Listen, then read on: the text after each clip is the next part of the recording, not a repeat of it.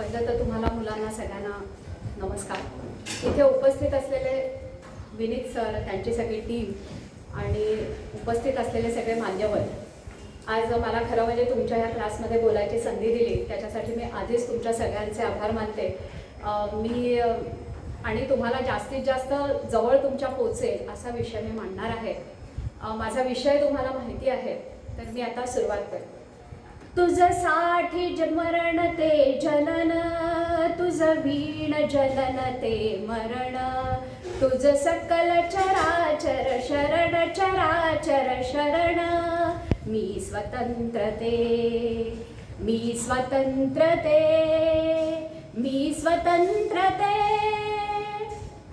मुलांना हे गाणं मला हे माझ्या दोन ओळी आत्ता तुमच्यासमोर गायल्या. हे कोणतं गाणं आहे तुम्हाला माहिती आहे? सांगा पटकन. जयोस्तुते गाणं आहे. हे जयोस्तुते गाणं कोणी लिहिलं? कोणाचं आहे हे गाणं? तुम्ही खूप वेळा ऐकलं हे गाणं. हे कोणी लिहिलेलं आहे? तुम्ही सगळे नाशिकचे आहात. विदा सावरकर ही नाशिकमध्ये त्यांचा जन्म झाला, भगूरमध्ये, आणि त्यांनी हे गाणं लिहिलेलं आहे. बरं, ह्या गाण्याच्या ज्या ओळी मी तुमच्यासाठी तुमच्या पुढे आत्ता सादर केल्या त्या होत्या, तुझं साठी मरण ते जनन. हे कोणाला उद्देशून लिहिलेलं आहे हे गाणं? कोण? तू म्हणजे कोण? तुझं साठी मरण ते जनन, तुझं वीण जनन ते मरण. तर ह्या ओळींचा अर्थ काय? ही तू म्हणजे कोण आहे? ही तू म्हणजे आपली भारत माता आहे. भारत मातेसाठी जर मी समर्पण केलं माझ्या आयुष्याचं, तर ते खरं माझ्या आयुष्याचं सार्थक असेल, ते खरं माझं जगणं असेल. पण भारत मातेच्या विचाराशिवाय जर मी जगलो तर ते मरणाशिवाय दुसरं माझं आयुष्य मरणासारखं असेल. हे विदा सावरकरांनी लक्षात ठेवा मुलांनो. आपण सगळे नाशिकचे आहोत. भगूरमध्ये त्यांचा जन्म झालेला आहे. आता कालच त्यांची पुण्यतिथी पण साजरी झालेली आहे. तुम्हाला हे थोडंसं आता भान ठेवायला हवं आहे नक्कीच, कारण आपण नाशिकचे आहोत. तर हे गाणं विदा सावरकरांनी 60 वर्षापूर्वी लिहिलं. आणि आजही मी जेव्हा तुमच्या समोर ह्या गाण्याच्या दोन ओळी गायल्या तर तुमचा ऊर मातृभूमीच्या प्रेमाने भरून आला. तुमच्या अंगावरती रोमांच आले. असं वाटलं का की माझ्या शरीरातला प्रत्येक कण आणि कण, रक्ताचा थेंब आणि थेंब जर मला आज मातृभूमीसाठी समर्पित करायची वेळ आली तर मी तयार आहे. अशा भावना आल्या मनामध्ये. म्हणजे ही जी ताकद आहे ती त्या शब्दांची आहे. एखाद्या तलवारीच्या धारेला सुद्धा शोभेल इतकी त्या शब्दांमध्ये ताकद आहे. आणि हे 60 वर्षापूर्वी विदा सावरकरांनी लिहिलं ते आज तितकंच प्रभावी आहे आपल्यासाठी. म्हणजे त्यांच्या प्रगल्भतेची आपण कल्पना करू शकतो की किती प्रगल्भता होती त्यांच्या विचारांमध्ये, त्यांच्या बुद्धीमध्ये. आता ह्याच घटनेचा दुसरा भाग बघा. हे गाणं माझ्यापर्यंत माझ्या लहानपणापासून, मी जवळजवळ अगदी लहान 3री-4थी मध्ये असल्यापासून मी हे गाणं ऐकते आहे. आणि माझ्यापर्यंत हे गाणं कोणी पोहोचवलं? आकाशवाणीने पोहोचवलं. मी आकाशवाणीने ह्या गाण्याचे संस्कार माझ्यावरती केले आणि माझ्या मनामध्ये ह्या मातृभूमीच्या भावना ज्या आहेत त्या जागृत झाल्या. आकाशवाणी हे अत्यंत विश्वासाचं प्रसार माध्यम आहे. आणि आजही ह्या संपूर्ण जे आपण म्हणतो मीडिया, सोशल मीडिया आणि सगळ्या ह्या जत्रेमध्ये आजही जो विश्वास टिकवून ठेवलेला आहे त्या आकाशवाणीने टिकवून ठेवलेला आहे. प्रसार माध्यम म्हणजे काय? प्रसार माध्यम म्हणजे तुमची एखादी वार्ता दुसरीकडे पोहोचवणं एवढाच फक्त प्रसार माध्यमांचा आपल्या ह्या देशामध्ये किंवा आपल्या देशाच्या विकासामध्ये हा एवढाच रोल आहे का? तर नाही. ह्या तुमच्या आजूबाजूला घडणाऱ्या प्रत्येक गोष्टीचे चांगले आणि वाईट परिणाम तुमच्या समोर ठेवणं, तुम्हाला विचार करायला लावणं, हे प्रसार माध्यमांचं खरं काम आहे. पण मी आजच एक जोक वाचला. व्हॉट्सअप जोक आहे. व्हॉट्सअप सध्या आपलं विद्यापीठ आहे, आपल्याला सगळं ज्ञान तिथूनच मिळतं. तर त्यातला एक जोक होता की सध्या तुम्हाला माहिती आहे युक्रेन आणि रशियाचं युद्ध चालू आहे. तर पुतीन आहेत रशियाचे राष्ट्राध्यक्ष, त्यांनी एक इंटरव्ह्यू दिला. तर त्यांना विचारलं की आता तुमची पुढचं हे काय आहे, तुमचा पुढचा रोल काय आहे या युद्धामध्ये? तर त्यांनी असं सांगितलं, भारतीय प्रसार माध्यम जे ठरवतील तोच माझा पुढचा रोल असेल. म्हणजे भारतीय प्रसार माध्यम ह्या युद्धाचं इतकं विश्लेषण करतायत, किती करावं, त्याची किती मर्यादा असावी, ह्याचं कुठेतरी भान प्रसार माध्यमांनी ठेवायला हवं आहे. तर प्रसार माध्यम हा लोकशाहीचा चौथा खांब समजला जातो. तुमच्या माझ्यासारखं उद्या तुम्हीही वोटर्स व्हा, कदाचित असाल किंवा वोटर्स होणार असाल. पुढच्या मतदानामध्ये तुम्ही मतदान करणार असाल तर तुम्हाला तुमच्या आजूबाजूच्या परिस्थितीचं सखोल आणि सरळ स्पष्ट निखळ असं ज्ञान तुमच्यासमोर असणं हे प्रसार माध्यमांचं खूप मोठं कर्तव्य आहे. आज आपण पूर्ण भारतीय मीडिया याच्यामध्ये पूर्ण फेल्युअर आहे. तुमच्या पुढे वाटेल ते तुमच्या पुढे ठेवतायत, वाटेल ते 24 तास त्याच्या केवळ स्वतःचा TRP ठेवण्यासाठी ते वाटेल ते तुम्हाला दाखवतायत. तर प्रसार माध्यमांचा हा रोल नाही. आता आपल्याला पुढे असं जायचंय की मी स्वातंत्र्य चळवळीबद्दल आता तुमच्याशी बोलणार आहे. मग ही स्वातंत्र्य चळवळ जेव्हा झाली, स्वातंत्र्य चळवळ तुम्हाला माहिती आहे की आपल्यावरती 150 वर्ष केलं इंग्रजांनी राज्य, हे माहिती आहे तुम्हाला सगळ्यांना. आपण स्वतंत्र कधी झालो? ब्रिटिश कशासाठी भारतामध्ये आले? व्यापार म्हणून आले. ब्रिटिश इथे व्यापाराचं कारण घेऊन इथे आले. आणि ईस्ट इंडिया कंपनी जी आहे ती 31 डिसेंबर 1600 मध्ये स्थापन झालेली आहे. तर आपण ह्या 1600 ह्या काळामध्ये आपण परत जाऊया, म्हणजे आजपासून जवळजवळ 400 वर्ष पाठीमागे. तर त्यावेळेला ही जी एवढी स्वातंत्र्य चळवळ 150 वर्ष चालली. 1-2 दिवस ने 800 युद्ध, 15 दिवस, 20 दिवस, अशी 150 वर्ष आपल्या भारतीयांना लढा द्यावा लागला ब्रिटिशांना इथून हकलवून देण्यासाठी. मग हे 150 वर्ष कसं कोणी कोणी समर्पण केलं? आपल्याला काय, आपण इतिहास त्रोटक वाचतो. आपल्याला फक्त नेहरू माहिती आहेत, गांधी माहिती आहेत, वल्लभभाई पटेल माहिती आहेत, हे जे मोठे हे आहेत तेच आपल्याला माहिती आहेत, कारण इतिहासामधनं आपण तेच वाचलो. आणि आपण जो इतिहास वाचतो तो फक्त अकॅडमिक्स पुरताच वाचतो. तुमचा शाळेमध्ये जो तुम्हाला विषय आहे इतिहास, तेवढाच तुम्ही इतिहास वाचता. पण हा जो इतिहास आहे हा समग्र इतिहास नाही, किंवा तुमच्या समोर येणारा हा संपूर्ण इतिहासाचा लेखाजोखा नाही. इतिहास हा प्रचंड मोठा आहे आणि काही कादंबऱ्या आहेत त्यातनं तुम्ही वाचला असेल, काही ऐतिहासिक पिक्चर चित्रपट तुमच्या पुढे येतात, ते त्यात थोडेसं त्याच्यामध्ये अपभ्रंश केलेला असतो, पण ते नावानी का होईना तुमच्या पुढे येतात. तेवढाच तुमची इतिहासाची ओळख आहे. पण म्हणून राष्ट्रसेविका समिती, मी राष्ट्रसेविका समितीची नाशिक शहर बौद्धिक प्रमुख म्हणून काम करते. तर राष्ट्रसेविका समितीने ह्या सध्या स्वातंत्र्याचा अमृत पर्व चालू आहे, माहिती आहे तुम्हाला सगळ्यांना. अमृत पर्व म्हणजे काय आहे? 75 वर्ष आपल्या स्वातंत्र्याला पूर्ण झालेली आहेत. तर त्या निमित्ताने ह्या स्वातंत्र्य लढ्यामध्ये ज्या ज्या लोकांनी आपलं योगदान दिलेलं आहे त्यांची सगळ्यांची माहिती व्हावी, हे राष्ट्रसेविका समितीचा खरा उद्देश आहे. आणि त्या उद्देशाने काही 8 विषयांची निवड केलेली गेलेली आहे.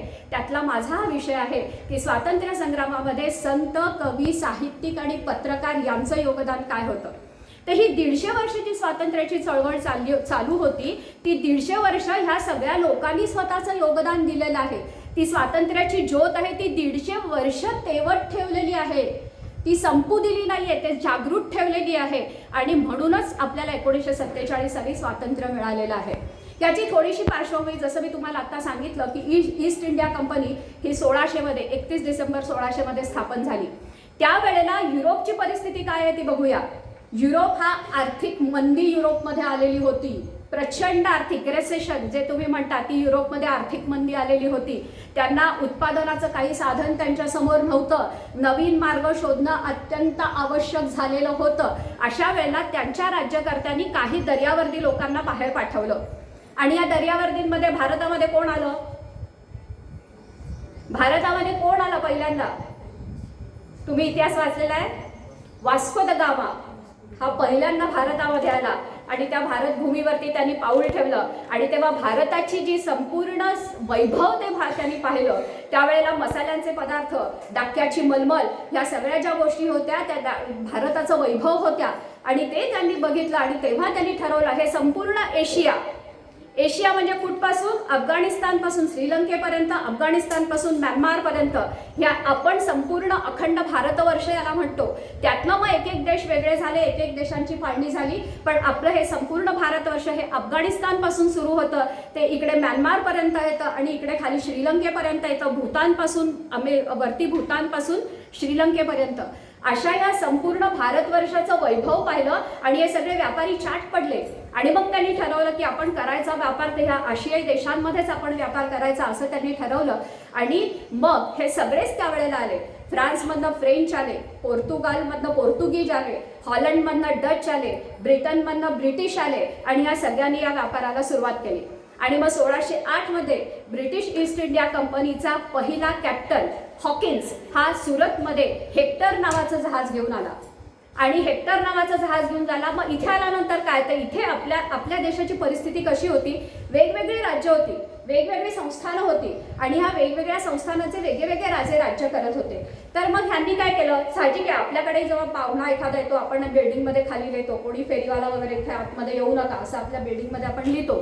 तर तसंच त्या राजांकडे सुद्धा कोण नवीन आले तर त्यांना त्या व्यापारासाठी परवानगी मागावी लागली ह्या राजांकडे.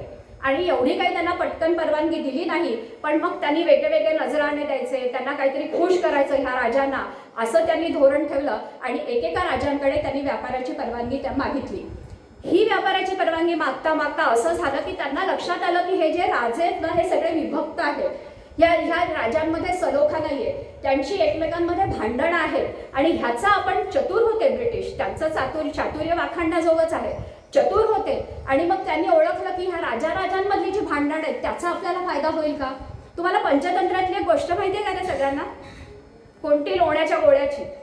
2 बोके होते, त्यांना एक लोण्याचा गोळा मिळतो आणि त्याच्यामध्ये न्याय निवाडा करायला ते कोणाकडे जातात, माकडाकडे जातात. आणि माकड काय करतं, सगळा लोण्याचा गोळा माकडच खाऊन टाकतं, हे दोन्ही बोके तसेच राहतात. एक्झॅक्टली तीच परिस्थिती त्यावेळेला आपले भारतातले राजे आणि ईस्ट इंडिया कंपनी यांची होती.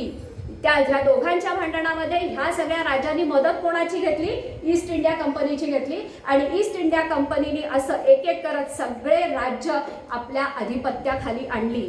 दुसरं आणि एक त्यांनी साधन वापरलं ते तैनाती फौजेचं. तैनाती फौजेबद्दल कोणाला माहिती आहे, तैनाती फौज हे एक आपण सध्याच्या शब्द म्हणजे आउटसोर्सिंग ज्याला आपण म्हणतो, त्यावेळेच्या आपल्या राजांनी काय केलं की आपल्या संरक्षणाची जबाबदारी तैनाती फौजेवरती दिली, तुमचं राज्य आणि जबाबदारी तैनाती फौजेवरती. त्यांनी कसं सांगितलं की तुम्ही आरामात राहा, तुमच्या राज्याचं रक्षण आम्ही करू, आम्हाला त्याचा पगार द्या, आम्हाला त्याचा मोबदला द्या. आपण सध्या जो शब्द वापरतो आउटसोर्सिंग तो त्यावेळेला वापरला गेला आणि त्यावेळेला आपल्या राजांनी आपल्याच राजाच्या संरक्षणाची जबाबदारी त्यांच्यावरती ढकलली. साहजिक होतं, अजगर जसा एक एक प्राणी आपल्या घशात घालतो तशी ही सगळी राज्य ब्रिटिश ईस्ट इंडिया कंपनीने स्वतःच्या घशामध्ये घातली आणि संपूर्ण भारतावरती त्यांचं राज्य सुरू झालं. याचा शेवटचा स्ट्रोक ज्याला आपण म्हणू ती म्हणजे भारतातली प्लासीची लढाई जी बंगालमध्ये झाली. बंगालमध्ये तेव्हा सिराजुद्दौला हा नवाब होता, त्याचा मीर कासिम हा त्याचा सेनापती होता, त्याला इंग्रजांनी फितवलं आणि त्याला इंग्रजांनी फितवून तिथे मोठं युद्ध घडवून आणलं आणि प्लासीची लढाई त्यावेळेला इंग्रज ब्रिटिश ईस्ट इंडिया कंपनी जिंकली आणि संपूर्ण बंगाल प्रांतावरती त्यांचं आधिपत्य आलं. आणि त्याच्यामध्ये आणखी एक महत्त्वाची गोष्ट अशी होती की तोपर्यंत युरोपमध्ये औद्योगिक क्रांती झाली होती, इंडस्ट्रियल रेव्होल्युशन माहिती आहे, इंडस्ट्रियल रेव्होल्युशन झालेलं होतं युरोपमध्ये. त्याच्यामुळे ह्यांची जी शस्त्रास्त्र होती ती प्रगत होती आणि या प्रगत शस्त्रास्त्रांमुळे त्यांनी संपूर्ण भारतावरती स्वतःचं आधिपत्य गाजवलं. आणि मग नंतर ह्या चळवळीला सुरुवात झाली. आतापर्यंत लोकांपर्यंत असं तुमच्या माझ्या सामान्य लोकांना हे पारतंत्र्य काय आहे, आतापर्यंत हे सगळं वरती चाललं होतं, सगळे देश होते ते हरत होते, त्यांच्यामध्ये लढाया होत होत्या, पण तुमचे माझे आपण सामान्य लोक आहोत, तुमच्या माझ्यापर्यंत त्या पारतंत्र्याची झळ पोचणं म्हणजे काय. तर एकतर ब्रिटिशांचे कायदे सुरू झाले, त्यांची शिक्षण पद्धती सुरू झाली, त्यांनी त्यांची संस्कृती आपल्यावरती आणायला सुरुवात केली आणि आपलं सगळ्यात म्हणजे बौद्धिक खच्चीकरण केलं. बौद्धिक खच्चीकरण असं होतं ते तुम्ही म्हणजे कसे मागास आहात, तुम्ही कसे असंस्कृत आहात, तुमच्यामध्ये कशा अंधश्रद्धांचा फैलाव आहे, तुम्ही कसे मूर्तीपूजक आहात, असं त्यांनी आपलं बौद्धिक खच्चीकरण करायला सुरुवात केली आणि आम्ही म्हणजे कसे चांगले आहोत हे आपल्यावरती बिंबवलं. आणि त्यावेळेचा जो पांढरपेशा वर्ग होता तो ह्या त्यांच्या धोरणाला बळी पडलेला आहे आणि ते जे बळी पडले ते आजही आपल्यावरती तो पगडा आहे. आजही आपण असं म्हणतो की अमेरिकेला जाऊन आला म्हणजे खूप ग्रेट, अमेरिकेमध्ये पॅकेज मिळवलं म्हणजे खूप आमच्या जीवनाची पूर्तता झाली. का, आमच्या देशामध्ये अब्दुल कलाम राहिले नाही, आमच्या देशामध्ये विजय भटकर राहिले नाही, त्यांनी भारतासाठी काम केलेलं आहे. विक्रम साराभाई त्यांनी भारतासाठी काम केलेलं आहे. का आम्हाला अमेरिकेची क्रेज आहे, का आम्हाला युरोपची क्रेज आहे, आम्ही सक्षम नाही आहोत का. पण हा बौद्धिक पगडा आपल्यावरती इंग्रजांनी टाकला आणि तो आजही आपण सांभाळतोय. आजही आम्हाला असं वाटतंय की आम्हाला अमेरिकेमध्ये जाऊन पॅकेज मिळालं म्हणजे आमच्या आयुष्याचं इति कर्तव्य झालं. आजही हेच आहे मुलांनो, हे लक्षात घ्या, तुम्ही भारताचे भविष्य आहात. तुमची संस्कृती, तुमची परंपरा याचा कुठेतरी अभिमान बाळगा, आपली स्वतःची अस्मिता लक्षात ठेवा आणि इथून खरी आपल्या पारतंत्र्याला सुरुवात झाली. आणि मग आपल्यावरती जो हा पगडा राहिला, बौद्धिक पगडा आपल्यावरती हा यायला लागला आणि मग ही स्वातंत्र्याची झळ सगळ्यांना पोचायला लागली. आता खरा माझा विषय, खरं म्हणजे सुरुवात थोडी जास्त होते, आता खरा माझा विषय होते की ही स्वातंत्र्याची चळवळ जी 150 वर्ष चालली ती मग ह्या सगळ्या लोकांनी कसं योगदान दिलं आपलं. कारण 1857चा राष्ट्रीय उठाव झाला, याचा सगळ्यात मोठं जे ब्रिटिशांना विरोध झाला तो 1857चा राष्ट्रीय उठाव. तुम्हाला माहिती आहे 1857च्या राष्ट्रीय उठावाबद्दल? तो सक्सेसफुल होता का नव्हता? किती वाचलेला आहे तुम्ही इतिहास? तुम्हाला माहिती आहे? स्वातंत्र्य लढा, राणी लक्ष्मीबाई, तात्या टोपे यांनी सगळ्यांनी त्याचं योगदान दिलेलं आहे. राणी लक्ष्मीबाईने म्हटलेलं आहे मेरी झांसी नहीं दूंगी, असं इंग्रजांना ठणकावून सांगितलेलं आहे तिने. हा 1857चा राष्ट्रीय उठाव आहे. तर हा राष्ट्रीय उठाव नक्कीच इंग्रजांनी तो बेचिराग केला, आपला संपूर्ण दडपून टाकला. पण स्वातंत्र्यासाठी जी नांगरतात, जमीन जशी नांगरतात तशी जमीन नक्कीच नांगरली गेली आणि स्वातंत्र्याचे विचार ह्या जमिनीमध्ये नक्कीच रुजवले गेले. आणि मग त्यावेळेला इंग्रज घाबरले 1857च्या उठावानंतर. आणि मग इंग्रजांनी सांगितलं की भारतामध्ये पहिलं काय करा तर शस्त्रबंदी करा. कोणालाही शस्त्र बाळगायचा अधिकार त्यांनी दिला नाही. आणि 1857च्या युद्धानंतर ब्रिटिश ईस्ट इंडिया कंपनीचं राज्य संपलं आणि मग ब्रिटिश सरकारचं राज्य आपल्यावरती सुरू झालं. आणि त्यांनी पहिलं काय केलं तर शस्त्रबंदी केली. पहिलं इथून शस्त्र कोणाला बाळगायची नाहीत अजिबात, असं त्यांनी सांगितलं. कारण ते घाबरत होते यातनं उठाव होईल, लोक पुढे जातील. पण का हो, आपल्या भारतामध्ये, आपल्या संस्कृतमध्ये हा श्लोक आहे, नन्नम छंदंती शस्त्राणी, आमचा आत्मा आहे तो कसा आहे, कोणत्याही शस्त्राने तुम्ही कापू शकत नाही. कोणत्याही, आमची बुद्धी आहे, आमचे विचार आहेत, हे कोणत्याही शस्त्राने तुम्ही नेस्तनाबूत करू शकत नाही. ते कायम राहतील, आत्म्यासारखे ते अमर राहतील, आमचे विचार अमर राहतील. आणि हेच काम नेमकं संतांनी त्यावेळेला मग लेखणी हातात धरलेली आहे. आणि त्यावेळेला पोवाडे, कीर्तनं, अनेक प्रकारची व्याख्यानं याच्या माध्यमातून ही स्वातंत्र्याची चळवळ लोकांपर्यंत पोहोचवली गेली, स्वातंत्र्याचे विचार पोहोचवले गेले. तर आता पहिल्यांदा आपण संतांकडे वळूया. तसं संत जर असं आपण म्हटलं, संत म्हणजे काय? संत म्हणजे सत्प्रवृत्तीचे लोक, ज्याचे विचार चांगले आहेत, जे अध्यात्माचा अभ्यास करतात, जे शास्त्रांचा अभ्यास करतात, जे वेदांचा अभ्यास करतात, तुमच्या माझ्यापेक्षा जरा वेगळे. तर असे हे संत, ह्या संतांना सुद्धा याच्यामध्ये काम करावं लागलेलं आहे. हे जे आहे हा 1857चा उठाव नंतरचा आहे. पण आपली जी पार्श्वभूमी आहे, आपली जी संपूर्ण परंपरा आहे ती रामायण महाभारतापासून आहे. रामायण माहिती आहे? रामायणामध्ये रामाने रावणावरती विजय मिळवला. रावण हे तितकाच पराक्रमी होता, रामा इतकाच पराक्रमी होता. त्यांनी सुद्धा आपल्या प्रचंड तपश्चर्याने खूप मोठं सामर्थ्य मिळवलं होतं. पण तरी मग तो रामा पुढे का हारला? कारण त्याचा अहंकार मध्ये आला. त्याची सीतेबद्दलची आसक्ती जी होती ती आपल्या हिंदू संस्कृतीला परवडणारी नाही आणि म्हणून रावणाचा पराभव झाला. पण रावणाला जिंकावं लागलं. पुढे सुद्धा आपले हे रामायण महाभारत, हे जे आपले जे आदर्श आहेत ते आपण का ठेवायचे? पुढे सुद्धा जेव्हा महाभारत झालं त्यावेळेला अर्जुनाला श्रीकृष्णाने सांगितलेलं आहे, हे माहिती आहे? श्रीकृष्णाने अर्जुनाला गीता सांगितली आणि तीही संपूर्ण रणांगणात सांगितलेली आहे. कारण रणांगणामध्ये अर्जुनाने शस्त्र टाकली आणि अर्जुनाने असं सगळ्यांना म्हटलं की अरे माझ्या पुढे माझे काका आहेत, माझे गुरु आहेत, माझेच भाऊ आहेत, त्यांच्याशी मी लढू. आणि कशासाठी? तर त्या फक्त एका राज्यासाठी. इतका तिथे म्हणतो ना अर्जुन तुमच्या भाषेत तर डिप्रेस झाला आणि रणांगणामध्ये येऊन जो शस्त्र टाकतो, अशा वेळेला श्रीकृष्णाने त्याला गीता सांगितली आणि श्रीकृष्णाने त्याला सांगितलं की तुझा लढा आहे तो ह्या नात्याशी नाहीये. तू आज जे लढतोयस ते भाऊ म्हणून, काका म्हणून, गुरु म्हणून लढायचं नाहीये, तर त्यांच्यामधला जो अपविचार आहेत त्यांच्यामधला जे अविचारी लोक आहेत त्या विचारांशी तुझा लढा आहे आणि तो तुला करायचाच आहे, तुला हे तुझं कर्तव्य आहे. आणि हे सगळं आपल्याला रामायण महाभारतापासून मिळालं.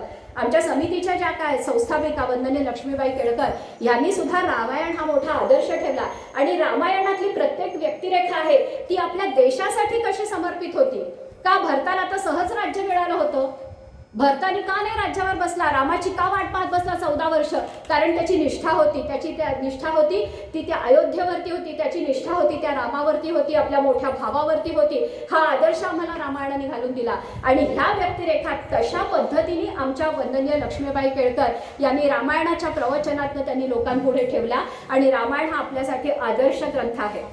तर मग ही जी संतांची जी परंपरा आहे, मग संतांनी सुद्धा काय केलं, संतांना सुद्धा जेव्हा वाटलं की आपला समाज विखुरला जातोय, आपल्या समाजामध्ये वेगळ्या विचारांचा काहीतरी प्रभाव येतोय, असं जेव्हा संतांना वाटलं, तेव्हापासून संतांनी त्यांचं काम केलं.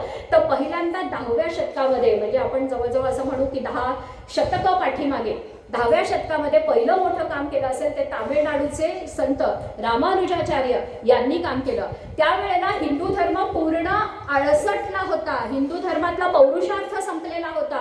अशा वेळेला रामानुजाचार्यांनी काम केलेलं आहे. संपूर्ण अखंड भारतात त्यांनी प्रवास केला आणि पुन्हा हिंदू धर्माला चेतना दिली, हिंदू धर्माला संजीवनी दिली आणि हिंदू धर्माला परत जागृत केलेलं आहे. तेच काम पुढे ज्ञानेश्वरांनी केलेलं आहे. ज्ञानेश्वर माहिती आहे?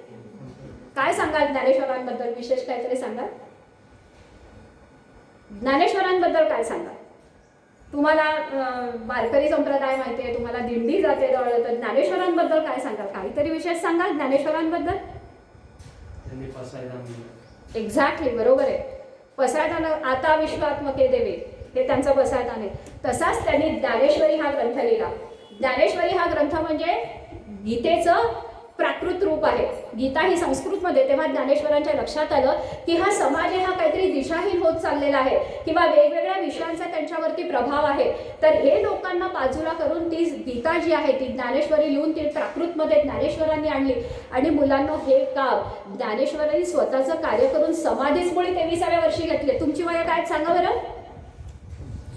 16व्या वर्षी त्यांनी ज्ञानेश्वरी लिहिलेली आहे आणि 23व्या वर्षी त्यांनी त्यांचं कार्य संपवलेलं आहे, त्यांनी समाधी घेतलेली आहे. एवढ्या वयात एवढी प्रगल्भता, संपूर्ण समाजाला दिशा देण्याचं काम ज्ञानेश्वरांनी केलेलं आहे. त्यावेळेला समाज असाच विखुरलेला होता, समाज वेगवेगळ्या प्रभावाखाली होता, समाजाला एकत्र आणणं अगदी गरजेचं होतं. त्यावेळेला समाजामध्ये एकत्र आणून आज आपण जे दिंडी म्हणतो, आज इतके वर्ष ज्ञानेश्वरांनी सुरू केलेली दिंडी आज गायत चालू आहे, कारण त्यातला भाव चांगला होता. विठुरायाला त्यांनी संपूर्ण समोर ठेवलं की विठुराय हा आपल्या संपूर्ण महाराष्ट्राचा आपलं दैवत आहे. तो समोर ठेवून त्यांनी दिंडीला सुरुवात केली आणि संपूर्ण समाजाला परत एकत्र आणण्याचं आणि संघटित करण्याचं काम ज्ञानेश्वरांनी केलेलं आहे. खूप मोठं काम आहे आणि अवघ्या तारुण्य, अक्षरशः जे आपण म्हणतो कोवळं तारुण्य, अशा तारुण्यामध्ये ज्ञानेश्वरांनी हे काम केलेलं आहे. तुमच्याच वयामध्ये काम केलेलं आहे ज्ञानेश्वरांनी. नंतर पुढे हेच काम, मग पुढे रामदास, आपण एकनाथ म्हणतो किंवा तुकाराम महाराज म्हणतो, कान्होपात्र आहेत, ह्या सगळ्या, किंवा ज्ञानेश्वरांची बहीण मुक्ताबाई आहे. ज्ञानेश्वरांची बहीण मुक्ताबाई होती हे माहिती आहे? 4 भावंड होती, तर मुक्ताबाई त्यांचीच बहीण होती. तर त्यांनी हे सगळं कार्य पुढे केलेलं आहे. पुन्हा समाजाला वेगळी दिशा देऊन समाजाला संघटित करण्याचं काम, विखुरलेल्या समाजाला दिशा देण्याचं काम आणि संघटित करण्याचं काम ज्ञानेश्वरांनी केलेलं आहे, त्या संतांनी केलेलं आहे. मग पुढे रामदासांचं कार्य आपण बघूया.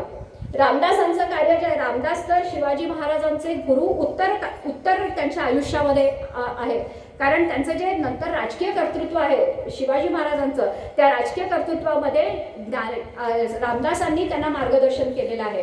आणि रामदासांनी सगळ्यात महत्त्वाचं काम काय केलं असेल तर मारुतीच्या देवळांची स्थापना केली. आणि बळाची, तुम्ही सगळे यंग लोक आहात, युवा लोकांनी व्यायाम करावा, सशक्त व्हावं, सुदृढ व्हावं. आपला देश जर सशक्त आणि सुदृढ करायचा असेल तर सगळा फोकस युवांवरती आहे आणि युवांनी सशक्त व्हायला पाहिजे, हा विचार त्यावेळेला रामदासांनी केलेला आहे. आणि त्यावेळेला जागोजागी मारुतीच्या देवळांची स्थापना करून व्यायामशाळांची सुरुवात रामदासांनी केलेली आहे. कारण त्यावेळेला हे जे सगळा मोगली अंमल होता, त्यांनी आपल्या देवदेवतांची अत्यंत विटंबना केलेली होती. आपल्या समाजाला जागृत करण्यासाठी त्यांनी मारुतीच्या देवळांची स्थापना केली आणि व्यायामशाळा रामदासांनी सुरू केल्या.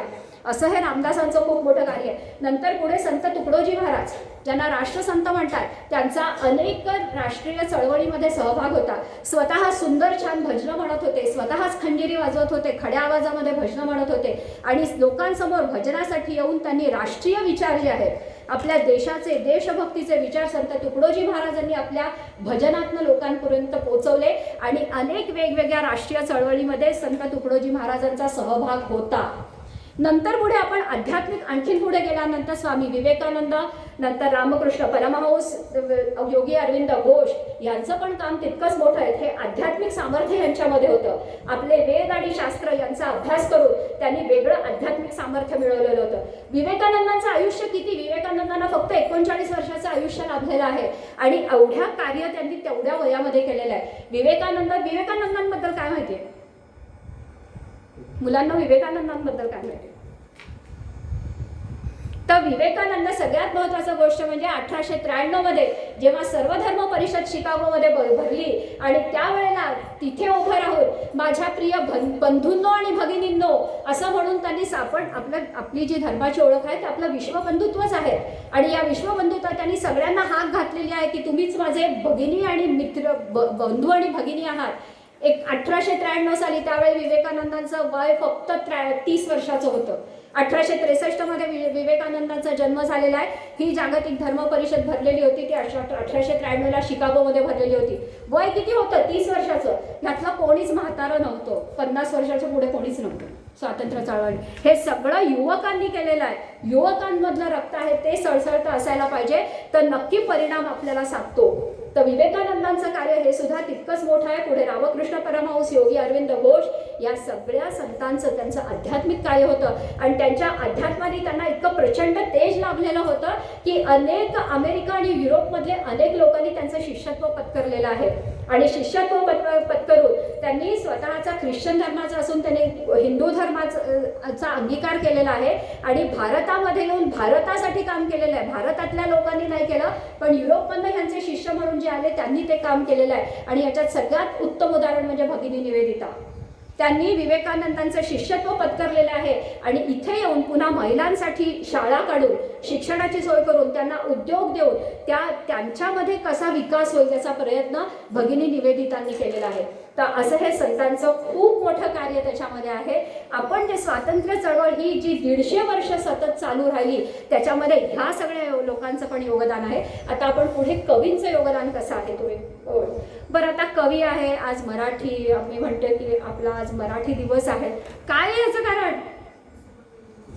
कुसुमाग्रजांचा वाढदिवस आहे आणि कुसुमाग्रज सुद्धा आपल्या नाशिकचे आहेत.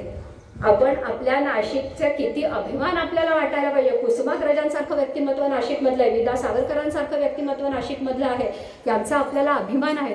नाशिकमधले आहेत हे. तर कुसुमाग्रजांचं आपण काम बघूया.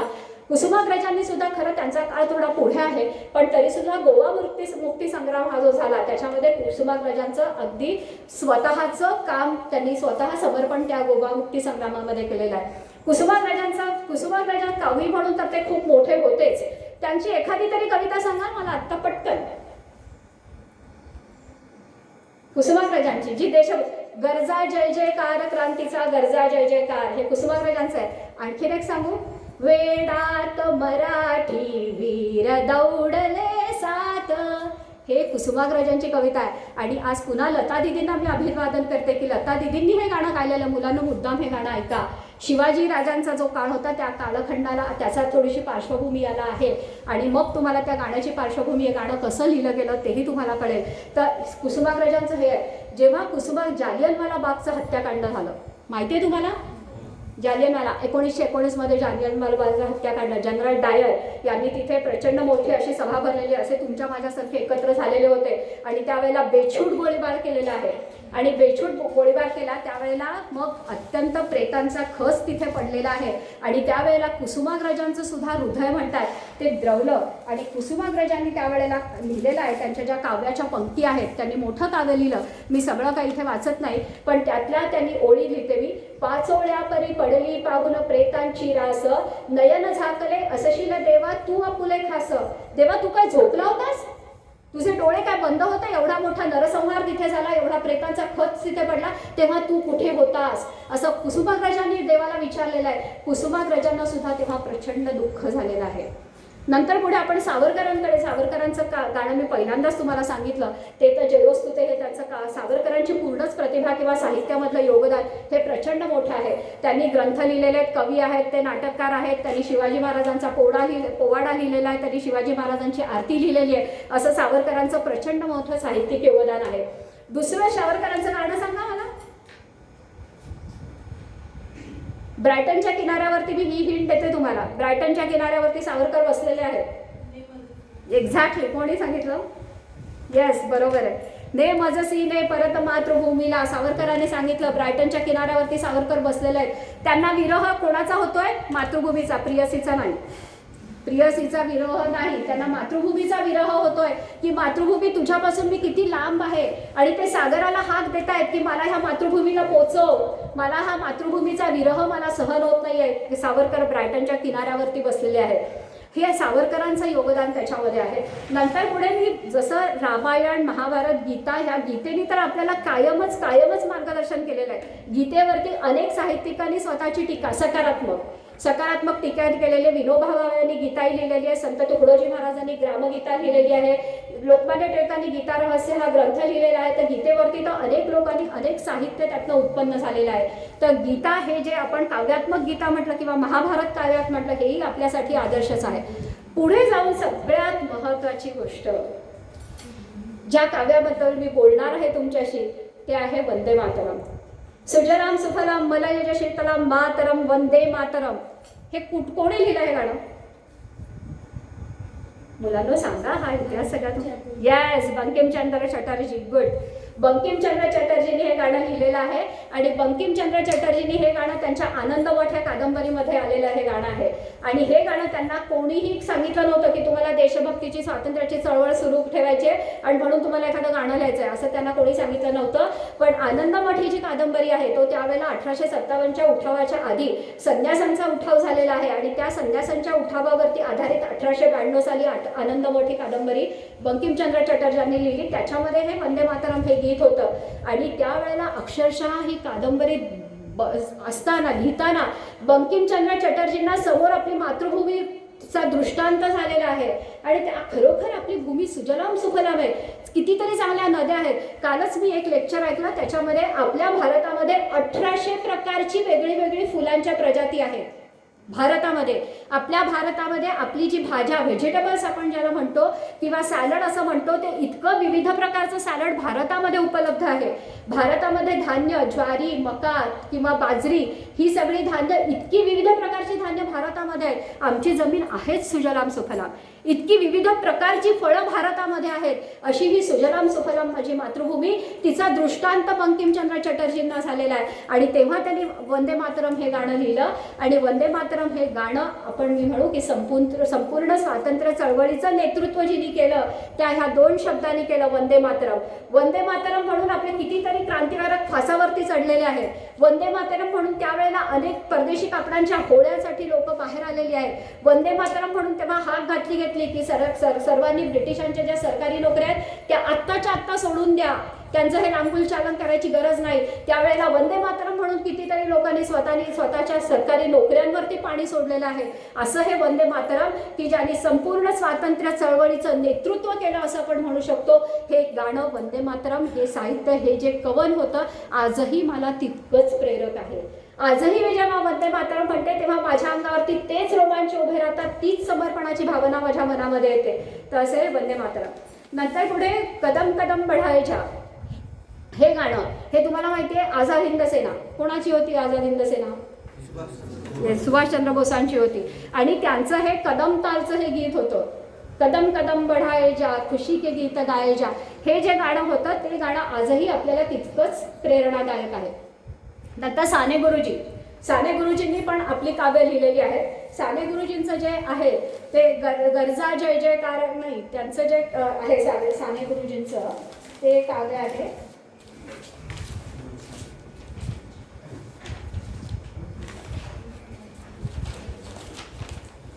साने गुरुजींचं जे बलसागर भारत हो, साने गुरुजींचं आहे. नंतर वसंत बापटांचं सदैव सैनिका पुढेच जायचं, हे वसंत बापटांचं गीत आहे. नंतर ह्याच्या पुढे मी मुद्दाम उल्लेख करणार आहे, तो आहे माखनलाल चतुर्वेदी या कवींचा.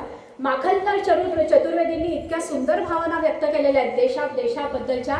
एका फुलाची भावना काय आहे ते माखनलाल चतुर्वेदींनी त्यांच्या काव्यामध्ये सांगितलेली आहे. तर ही फुलाची भावना काय आहे ते मी त्यांच्याच ओळीमध्ये मी तुम्हाला सांगते की एक फूल सांगतंय आपल्या माळ्याला, जो बगीचाचा माळी आहे त्याला फूल सांगतंय की मुझे तोड़ लेना वनमाली, मुझे तोड़ लेना वनमाली, इस पथ पर देना तुम फेंक, मातृभूमि पर शीर चढ़ाने जिस पर जावे वीर अनेक. म्हणजे ते फूल असं सांगतंय की माझ्या आयुष्याचं तेव्हाच सार्थक आहे, मला तू अशा ठिकाणी ठेव की जिथे मातृभूमीच्या समर्पणासाठी वीर जे चाललेले आहेत ते ज्या रस्त्याने चालत आहेत त्या रस्त्यावरती मला ठेवतं, मी माझ्या मातृभूमीचं सार्थक झाल्यासारखं मला वाटेल, असं माखनलाल चतुर्वेदी लिहितात.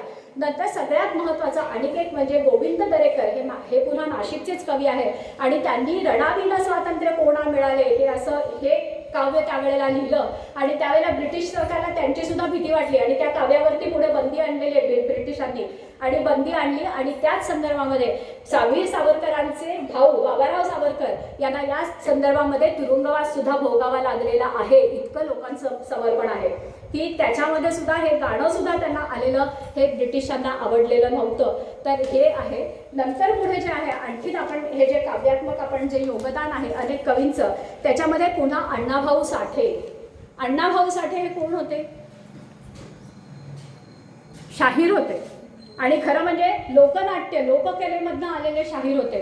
पण जेव्हा त्यांची स्वातंत्र्य चळवळीशी ओळख झालेली आहे अण्णाभाऊ साठ्यांशी, त्यावेळेला त्यांनी संपूर्ण स्वातंत्र्याचे विचार त्यांनी आपल्या ह्या लोकनाट्यामधनं आपल्या शाहिरामधनं आपल्या पोवाड्यामधनं त्यांनी, नाही तर खरं लावण्या लिहिणारे अण्णाभाऊ साठे, पण लावण्या लिहिता लिहिता आपण असं म्हणू की ते तमाशाच्या जी नर्तिका असते तिचे जे चाळ असतात, तमाशातल्या नृत्यांगनाचे चाळ काढून वीररसाच्या अंगाराचे चाळ चेतवणारा बंडखोर हा अण्णाभाऊ साठ्यांनी उभा केला. म्हणजे ह्यांचं सुद्धा योगदान अण्णाभाऊ साठ्यांचं या स्वातंत्र्य चळवळीमध्ये प्रचंड मोठं आहे. आसामचे माधवदेव आणि शंकरदेव, म्हणजे बघा हे कवी कुठले कुठले आहेत भारतामधले. मी माखनलाल चतुर्वेदी बघा आहेत ते उत्तर प्रदेशामधले आहेत, बंकिमचंद्र चटर्जी आहेत ते बंगालमधले आहेत, बाकी महाराष्ट्रातल्या कवींची मी तुम्हाला ओळख करून दिली. आता हे माधवदेव आणि शंकरदेव हे आसाममधले दोघं कवी होते. तर त्यांनी आपली काव्य काय लिहिलेली आहेत, तर शंकरदेव असं लिहितात, म्हणजे शंकरदेव असं लिहितात त्यांच्या काव्यामध्ये की आपल्या अनेक वर्षांची पुण्य असेल, आपण काहीतरी पुण्य गाठलं असेल तेव्हा आपल्याला भारत देशामध्ये आपल्याला जन्म झालेला आहे. भारत देशामध्ये जन्म घ्यायला तुमचं पूर्वापूर्वीचं पुण्य असावं लागतं तरच तुम्ही भारत देशामध्ये जन्म घेता. आणि माधवदेव असं लिहितात की सगळ्यामध्ये ज्या श्रेष्ठ गोष्टी आहेत जगामध्ये त्या श्रेष्ठ गोष्टींमध्ये भारत देश हा श्रेष्ठ आहे आणि मी भारताचा नागरिक आहे की माझी मायभूमी भारत माता आहे हे माझ्यासाठी पूर्ण श्रेष्ठ गोष्ट आहे. हे शंकरदेव आणि माधवदेव असं लिहितात. तर असं या कवींचं योगदान की ज्यांनी संपूर्ण स्वातंत्र्य चळवळीला सतत एखादा दिवा पेटतो आहे त्याच्यामध्ये आपण तेल टाकत राहतो तेव्हा तो दिवा तेवत राहतो.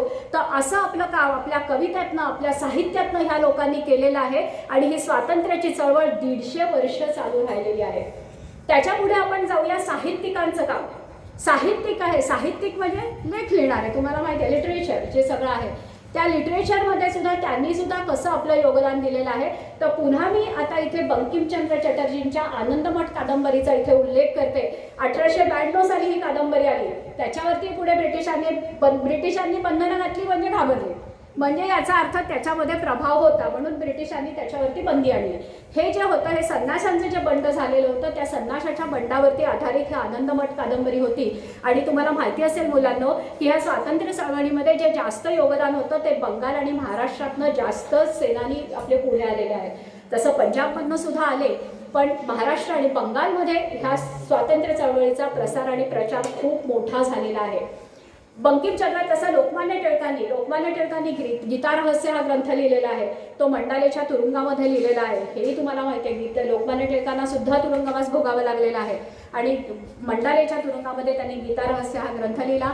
नंतर पुढे आपण सावरकरांचं जे साहित्य म्हणतो, सावरकरांनी सगळ्यात महत्त्वाचं लिहिलेलं आहे ते 1857चा राष्ट्रीय उठाव याच्यावरती सावरकरांचं साहित्य आहे. नंतर इतिहासाची सोनेरी पाने असं सावरकरांचं पुस्तक आहे. त्याच्यामध्येही त्यांनी ह्या स्वातंत्र्य चळवळीला पोषक आणि पूरक असं साहित्याची निर्मिती केलेली आहे. स्वातंत्र्यवीर सावरकरांचं नाटक पण होतं संन्यस्त खड्ग हे नाटक होतं आणि त्याच्यामध्ये सुद्धा असंच स्वातंत्र्य चळवळीला पोषक आणि पूरक असं होतं. खाडीलकरांची नाटकं सुद्धा जी त्यावेळेला म्हणजे ज्याला जी प्रसार माध्यमं मिळतील, मग नाटक असेल, सिनेमा असेल, कवी असेल, साहित्य असेल आणि नंतर पुढे पत्रकार, जे मिळालं त्यांनी स्वातंत्र्य चळवळीत आपलं योगदान दिलेलं आहे. तर खाडिलकरांची जी नाटकं होती ती खरं मराठी साहित्यामध्ये कीचकवध किंवा अफजल खानवध असं त्यांची नाटकं आहेत, पण ह्या नाटकांमधनं सुद्धा प्रतिकात्मक स्वातंत्र्य चळवळीला पोषक आणि पूरक असं साहित्य कसं निर्माण करता येईल किंवा असा विचार कसा पोचेल हे खाडिलकरांनी बघितलेलं आहे. त्यावेळेला बंगालमध्ये नीलदर्पण नावाचं सुद्धा नाटक आलेलं होतं आणि हे नीलदर्पण नावाचं नाटक होतं. तिथे निळीच्या उद्योगामध्ये जे आपले भारतीय मजूर काम करत होते त्यांच्यावरती कसा अन्याय होत होता ते दाखवणारं हे नीलदर्पण नाटक होतं. त्याच्यावरती पुढे मग ब्रिटिशांनी बंदी आणलेली आहे. हे नीलदर्पण नाटक त्यांनी चालू दिलेलं नाहीये. म्हणजे ह्या शस्त्रबंदी तुम्ही केली पण आमचे विचार तुम्ही बंद करू शकता, आमच्या बुद्धीची चालना तुम्ही बंद करू शकता नाही. हे या सगळ्या साहित्यिक, कवी, पत्रकार यांनी दाखवून दिलेलं आहे की तुम्ही शस्त्र बाळगायला दिली नाहीत आम्हाला हरकत नाही, पण आमची लेखणी आणि आमची बुद्धिमत्ता तेवढी प्रगल्भ आहे, आम्ही तुमच्याकडनं स्वातंत्र्य घेऊनच राहू. हे साहित्याची निर्मिती ही त्यावेळेला अशी झालेली आहे. आता आपण पुढे सगळ्यात महत्त्वाचा विषय पत्रकार. या पत्रकारांचं कसं योगदान आहे त्याच्याबद्दल आता आपण बघूया. पत्रकार म्हणजे काय? त्यावेळेला आत्ताची जी प्रसार माध्यमं होती, आता तुमच्या पुढे किती प्रकारचं सोशल मीडिया आहे. तुमच्याकडे इंस्टाग्राम आहे, ट्विटर आहे, अनेक काय टेलिग्राफ आहे, फेसबुक आहे, व्हॉट्सअप आहे, अनेक प्रकारची नुसती जत्रा आहे. तर ह्या जत्रेमध्ये त्यावेळेला स्वातंत्र्याच्या चळवळीमध्ये अशी जत्रा होती का? नाही. तर त्यावेळेला फक्त प्रिंट मीडिया ज्याला आपण म्हणतो, आपण सध्या म्हणतो त्याला आपला नवीन शब्द प्रिंट मीडिया. तर हा प्रिंट मीडिया हे जे होतं तेवढंच होतं फक्त. आणि या प्रिंट मीडिया म्हणजे वृत्तपत्र आणि नियतकालिका. पहिल्यांदा काय झालं, पहिल्यांदा आपल्या लोकांना पहिल्यांदा छपाईची सुद्धा माहिती नव्हती. ही सुद्धा आपण इंग्रजांकडनं शिकलो, कारण ब्रिटिश ईस्ट इंडिया कंपनीनेच पहिल्यांदा स्वतःची नियतकालिका छापायला सुरुवात केली. त्याच्यामध्ये त्यांच्याच कारभाराची सगळी माहिती ते देत होते. आणि मग हे जेव्हा आपल्या भारतीय लोकांना या प्रिंट मीडियाची छापण्याची कला जशी अवगत झाली तशी मग आपली वृत्तपत्र निघायला लागली आणि आपले विचार मग पुढे त्याच्यामधनं आले. तर हे प्रिंट मीडिया त्यावेळेला प्रचंड प्रभावी ठरलेलं आहे आणि आपल्या स्वातंत्र्य चळवळीला पोषक असे विचार या प्रिंट मीडियामधनं सगळ्यांना पोचलेले आहेत. तर आता हे प्रिंट मीडियाने कसं काम केलेलं आहे ही थोडीशी यादी आहे, ती त्याच्यामुळे मला वाचून दाखवावी लागेल. 29 जानेवारी 1780ला कलकत्तामध्ये कलकत्ता ॲडव्हर्टायझर हे वृत्तपत्र हे नियतकालिक सुरू झालं. पण हे नियतकालिक हे ब्रिटिशांचंच होतं, हे ईस्ट इंडिया कंपनीचंच होतं. त्यांच्याच कारभारावरती सगळी माहिती या वृत्तपत्रातनं मिळत होती. पण सुरुवात मात्र पहिली भारतामध्ये ह्या वृत्तपत्रांनी झालेली आहे. नंतर ब्रिटिशांनी अशी खूप वृत्तपत्र काढली. मद्रास कुरिअर होतं, नंतर बंगाल गॅझेट होतं, ही सगळी त्यांचीच वृत्तपत्र होती. आणि मग पहिलं जे आपलं वृत्तपत्र आलं, भारतीय वृत्तपत्र, ते आलं संवाद कौमुदी. राजाराम मोहन राय यांचं नाव माहिती आहे? काय मोठं काम आहे राजाराम मोहन रायचं, सांगा बरं. येस, सतीची चाल त्यांनी बंद केलेली आहे. ते कारण त्यावेळेला समाज सुधारणा हा सुद्धा एक विषय होता. जसा स्वातंत्र्य चळवळ होता तसा समाज सुधारणा हा पण विषय होता. आणि मग संवाद कौमुदी हे पहिल्यांदा आपलं पत्र आलेलं आहे. त्याचं संपादकत्व भवानीचरण बॅनर्जी यांच्याकडे होतं. पण हे राजाराम मोहन रायांच्या विचारांनी प्रभावित असलेलं असं हे संवाद कौमुदी हे पहिलं वृत्तपत्र होतं. आणि त्याच्यामध्ये पहिल्यांदा देशातली सध्याची परिस्थिती काय आहे याच्यावरती चर्चा ह्या संवाद कौमुदीमधून झाली. आणि आता आपण जे म्हणतो की जरा त्यावेळेला स्टँडर्ड वृत्तपत्र, म्हणजे आपण असं म्हणतो की सध्या महाराष्ट्र टाइम्स, सकाळ, लोकसत्ता ही आपली सध्याची स्टँडर्ड वृत्तपत्र, तसं पहिलं आपलं जे स्टँडर्ड वृत्तपत्र हे संवाद कौमुदीने हा मान मिळवलेला आहे. आणि संवाद कौमुदी त्यावेळेला अत्यंत मोठ्या प्रमाणावरती वाचलं जात होतं.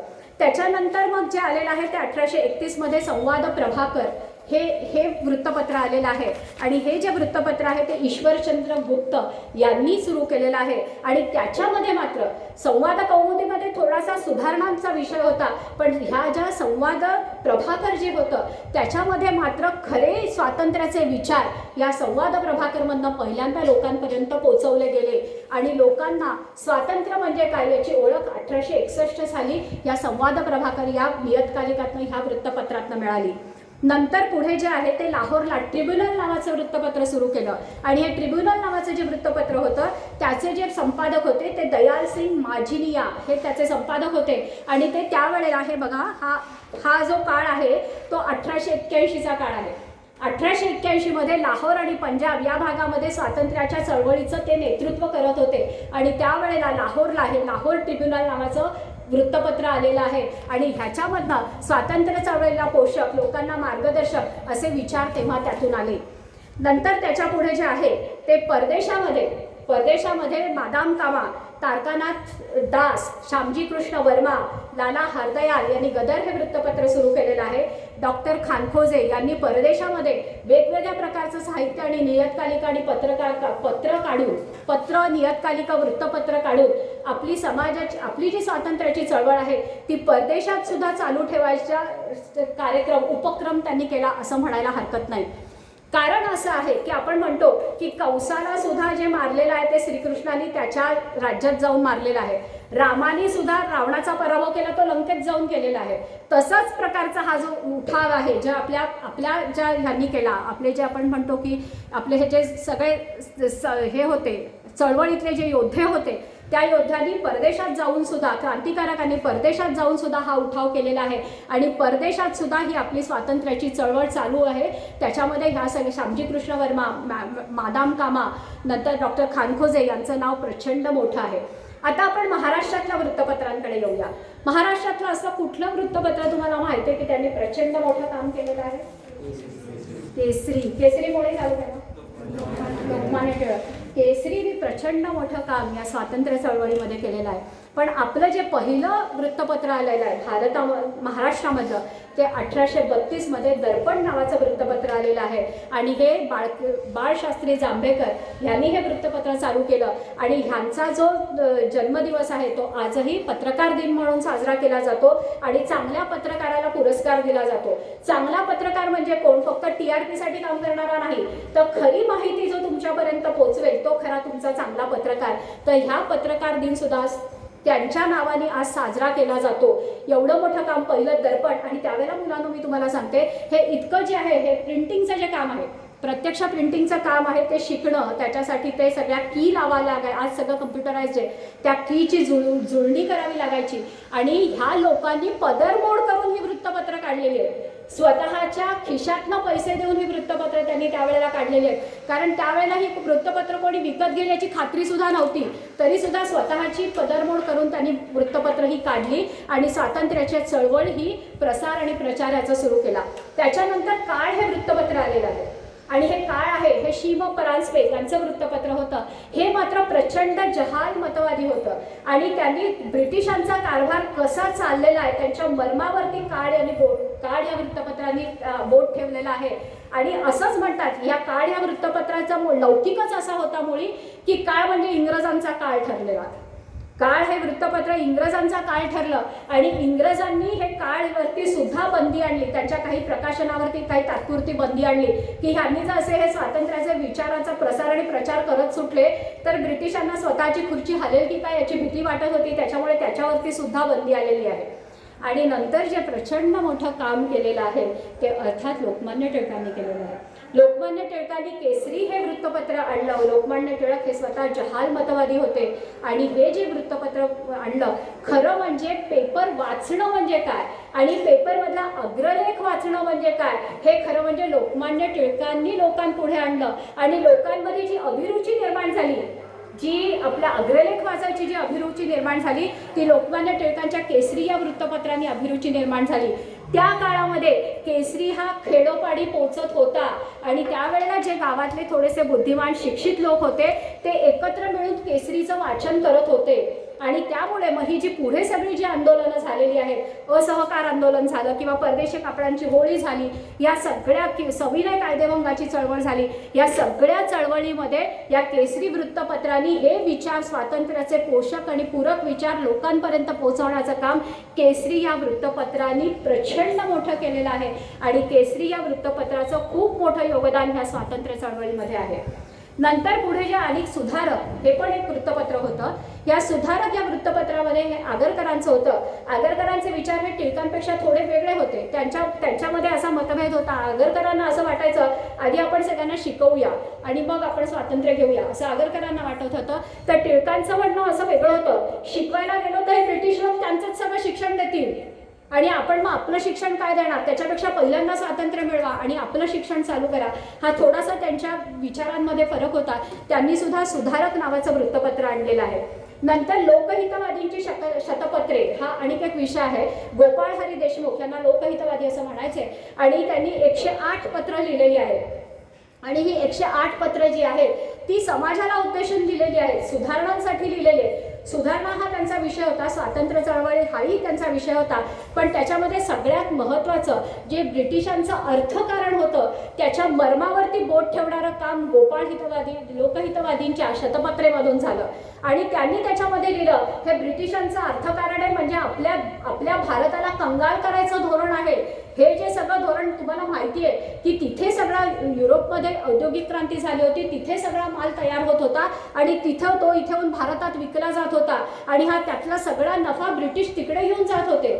आमच्या देशामध्ये जो सोन्याचा धूर निघत होता त्याच्या अवकळा आणली ती ह्या ब्रिटिशांनी आणलेली. त्यांनी सगळा तिकडे आपला जो नफा आहे तो तिकडे नेलेला आहे आणि हे त्या खटकलेलं आहे. आणि हे लोकहितवादींच्या या शतपत्रांमधनं ब्रिटिशांच्या या अर्थकारणावरती मार्मिक लेखन त्यावेळेला लोकहितवादींनी केलेलं आहे. तसाच एक महत्त्वाचं आंबेडकरांनी त्यांच्या मूकनायक या वृत्तपत्रावरनं केलेलं आहे. आंबेडकर हे स्वतः अर्थशास्त्रज्ञ होते आणि आपल्या रुपयाचं मूल्य इंग्रजांनी ठरवलं. तेव्हा आंबेडकर भयंकर चिडलेले आहेत आणि त्यांनी सांगितलेलं, आमच्या रुपयाचं अवमूल्यन करणारे तुम्ही कोण? आम्ही ठरवू, आमचा देश आहे, आमची प्रगती, आमचा विकास आहे, आमच्या या विकासावरती आम्हाला फोकस करायचं आहे, तुम्ही मध्ये पडू नका, असं इंग्रजांना स्वतःच्या मूकनायकमधनं ठणकावून सांगणारे होते आंबेडकर. आणि आंबेडकरांनी ह्या रुपयाचं मूल्यन केलं, त्याच्यावरती प्रचंड मोठी जहाल टीका इंग्रजांविरुद्ध केलेली आहे. तर मुलांनो, हे सगळं जे काम आहे या स्वातंत्र्य चळवळीमधलं या अशा संत, कवी, साहित्यिक, पत्रकार या सगळ्यांनी प्रचंड मोठं कार्य केलेलं आहे. जेव्हा एखाद्या सामान्य माणसापर्यंत ही चळवळ पोचते आणि ह्या चळवळीमध्ये प्रत्येक सामान्यांचं, तुमचं, माझं, जेव्हा सगळ्यांचं योगदान होतं त्यावेळेलाच ही चळवळ यशस्वी होते. तर मुलांना आपल्याला स्वातंत्र्य तर मिळालं, या सगळ्यांच्या योगदानाने आपल्याला स्वातंत्र्य तर मिळालं, पण ह्या स्वातंत्र्याचं काय करायचं आपण आता? आपण स्वातंत्र्यात होत, आपण सगळं करायचं काय आता स्वातंत्र्याचं? काय वाटतंय तुम्हाला? तुमच्या काय कल्पना आहे त्या स्वातंत्र्याबद्दलच्या? हे सुराज्य व्हावं असं वाटतंय? मग ह्याच्यामध्ये असं समजू नका की तुम्ही सुद्धा त्या सुराज्याचे घटक आहात. तुम्ही सुद्धा विचार करायला शिका. याच्यामध्ये जे आपल्या आजूबाजूला घडतंय त्याचा काय विचार आहे, त्याचा लेखाजोखा स्वतःच्या डोक्यामध्ये चालू ठेवा. तुम्ही तुम्ही परीक्षार्थी आहात. तुम्ही परीक्षेमध्ये प्रचंड मार्क मिळवण्याच्या दृष्टीने तुम्ही काम करताय, तुम्ही अभ्यास करताय, पण त्याच वेळेला कुठेतरी विद्यार्थी व्हा, कुठेतरी ज्ञानार्थी व्हा. चांगलं वाईट काय आहे हे तुमच्या मनामध्ये ठरवायची तुमची स्वतःची कपॅसिटी वाढवा. त्याच्यासाठी तुम्ही अभ्यास करा, मनन करा, चिंतन करा आणि थोड्या काळासाठी हे जे तुमचं जे सगळं सोशल मीडिया जे आहे, जे तुमचं व्हॉट्सअप आज तुमचं विद्यापीठ आहे, नको आपल्याला बाकी विद्यापीठ आहेत, फेसबुक हे तुमचं विद्यापीठ आहे. कालच मी अशी एक पोस्ट वाचली की खरोखर ह्या व्हॉट्सअपमुळे लोकांमध्ये अनेक प्रकारचे, व्हॉट्सअप, फेसबुक याच्यामध्ये अनेक प्रकारचे आजार उद्भवत आहेत. अल्झायमर सारखी प्रचंड मोठा एक रोग आहे तो ह्या व्हॉट्सअपच्या माध्यमातून फैलतो आहे. तर कारण तो स्क्रीन आहे, तो स्क्रीन आणि त्याचे तुमच्यावरती होणारे, मेंदूवरती होणारे परिणाम. तर ह्या सगळ्यापासून थोडंसं वेळ ठरवा की मी इतका वेळच या स्क्रीन समोर राहील. आज तुमचा अभ्यास सुद्धा ऑनलाईन झालाय मुलांना, ही थोडंसं दुर्दैव आहे की आपल्या ज्या कोरोनाच्या काळामध्ये तुमचा सगळा अभ्यास तुम्हाला ऑनलाईन करावा लागला, स्क्रीन समोर ठेवूनच करावा लागला. पण त्यातूनही मार्ग आहेत. थोडा वेळ तुमच्या डोळ्याला शांत विश्रांती द्या, थोडा वेळ चिंतन करा, तुमच्या डोळ्यांना कुठेतरी डोळ्यांची निगा राखा आणि अभ्यास करा, चिंतन करा, मनन करा. या स्वराज्याचं सुराज्य आपल्याला करायचं आहे. ह्या लोकांनी जे प्रचंड मोठं योगदान केलेलं आहे म्हणून आज आपण इथे आहोत, हे लक्षात घ्या. ह्या लोकांचं सगळ्यांचं कॉन्ट्रीब्युशन आहे म्हणून मी आज इथे उभी आहे. आज मी सुद्धा, माझाही जन्म स्वातंत्र्यामध्ये झालेला आहे. मी काही पारतंत्र्यात नव्हते, माझाही जन्म स्वातंत्र्यामध्येच झालेला आहे. आज मीही जी उभी आहे त्या लोकांच्या योगदानासाठी उभी आहे. तर ह्या आता परत आपल्याला हे लक्षात ठेवायचं आहे की मी असताना पुन्हा कोणत्याही दुसऱ्या परक्यांची नजर भारतीयांवरती पडता कामा नये. आणि हे भारताचं स्वातंत्र्य आहे, हे मला अबाधित राखायचं आहे. मी परत हे राष्ट्रदेवतांचे, हे राष्ट्रप्रेषितांचे आज चंद्र सूर्य नांदो स्वातंत्र्य भारताचे. धन्यवाद.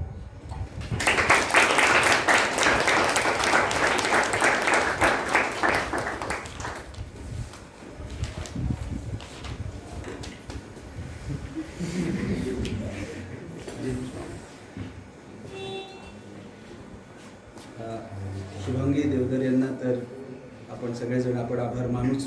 पण सर्वात आश्चर्याची गोष्ट म्हणजे आज तुम्ही एवढ्या वेळ शांत बसून ऐकलं, म्हणजे निश्चितच ते त्यांनी जे सांगितलं ते तुम्हाला पटलंय, चांगल्या प्रकारे सांगितलंय आणि तुम्हाला ते पटलेलं आहे. पण मला खूप अभिमान आहे आज माझ्या मुलांचा की त्यांनी अशा वेगळ्या विषयाला ॲक्सेप्ट केलं, ऐकलं.